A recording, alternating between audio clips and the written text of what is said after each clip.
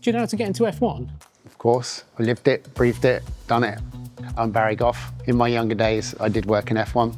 When I was at school, I was very competitive, team player, captain in all of my sports, made sure I was. I was a big team player, and I think that helped me in my later career.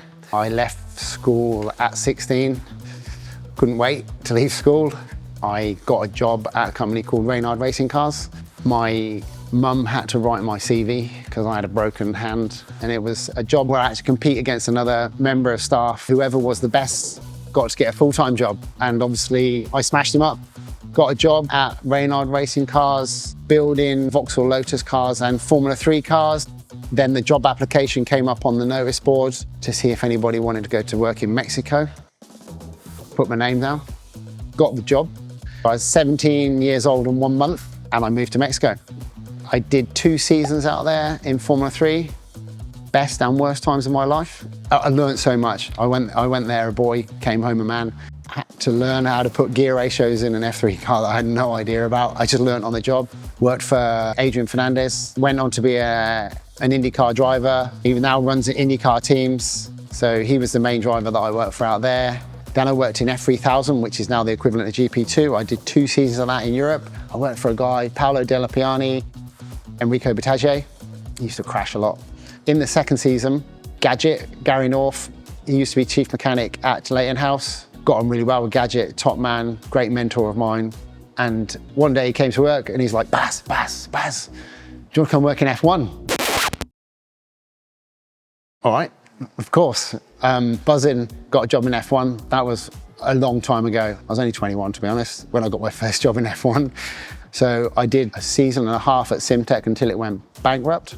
After that, I went to IndyCar for 2 seasons and went to live in America. I worked for Gilles de Ferran for 2 years. Second year, we came second in the championship. Amazing prize money, great times. I came back to England to work at Tyrrell's, but that was being employed by British American Racing. They bought Tyrrell's as the entry in 1998, and I went to run the test car at Tyrrell's for a season. In 1999, BAR, which was British American Racing, entered into Formula 1, and I was a #1 mechanic on the test team, working with Ricardo Zonta. After that, became #1 mechanic on the race team, working with Ricardo again. After Ricardo, for a couple of years, Jacques Villeneuve came there, and then Takuma Sato, so I did 5 years at BAR as a #1 mechanic.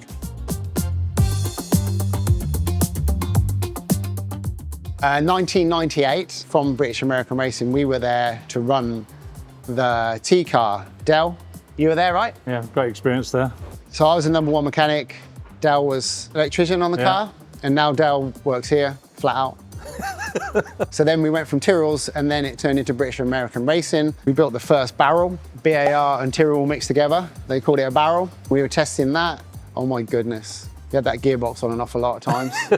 There's a few of them broke, weren't there? It was a bit of a nightmare, that car. Yeah. Adrian Reynard went public and said we were going to win the first race.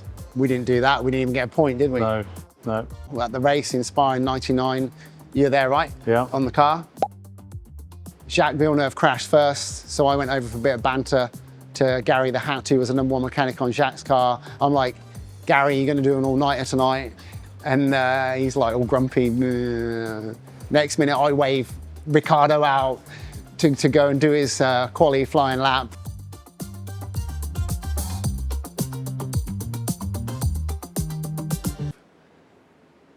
Next minute, Gary the Hat's in my ear. Looks like you're doing an all-nighter as well. Ricardo crashed, almost similar to Jacques, took all 4 corners off, smashed it, and basically we had to do an all-nighter. I think I'm right in saying that when Zonta got on the grid, he stalled it, so we spent all night working, and then we didn't even start the race. Like that's Formula 1, yeah. In the olden days, it's not like that anymore. No. Yeah, good times though. Yeah. Good no times. sleep. No. And that was for work. No sleep.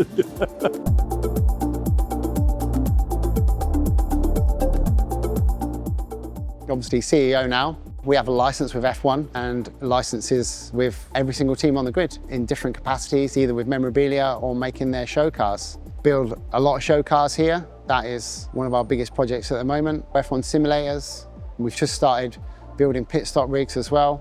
And then obviously a lot of memorabilia. Do you have any advice for anyone looking to get into F1? Yeah, of course. I would apply for jobs in motorsport, but for the lesser formulas. I would email, send your CV to as many companies as possible, like around Silverstone area, F3 teams, GP2 teams, companies that work in the industry that might not be directly in motorsport. As you see, composite companies, paint shops, there's so many businesses that are associated with motorsport, and that would be your way in, because you've got to start somewhere and you've got to prove to the people in the F1 world that you're willing to work, you're a good timekeeper, you work hard. That would be my advice to anybody. You've got to put yourself out there. As a youngster, go and work for someone for free in your summer holidays and prove that you want to work, because to work in Formula One, you got to work hard. It's the pinnacle of motorsport. So that's my advice. And you got any jobs going here? Always. We're always looking for people. We could be a way into motorsport as well. Come and work for us. We need people in the business to build our show cars, assemble our sims. We always need people in the paint shop, in composites, in marketing, and we work with Formula One teams, MotoGP teams, MotoGP themselves. So you can either come and work for us, stay with us for a long time, or use us as a stepping stone to get into motorsport.